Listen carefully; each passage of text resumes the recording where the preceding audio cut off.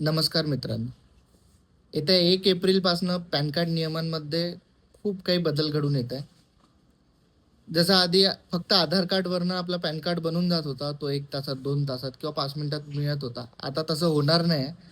त्यामध्ये तुम्हाला date of birth प्रूफसुद्धा लागणार आहे. म्हणजे जन्माचा जो प्रमाणपत्र आहे तो किंवा 10वीचा डिप्लोमा किंवा इलेक्शन कार्ड ज्यावर तुमची डेट ऑफ बर्थ लिहिली राहील तो वाला पुरावा लागेल. आधार कार्ड आणि आता बनायला सुद्धा त्याला वेळ लागेल. ज्या कुणाचे आधार पॅन कार्ड लिंक नाही आहे त्यांचे सुद्धा पॅन कार्ड बंद होणार आहे आणि नवे पॅन कार्ड बनण्यासाठी खूप अडचण जाणार आहे किंवा बनणार सुद्धा नाही आहे.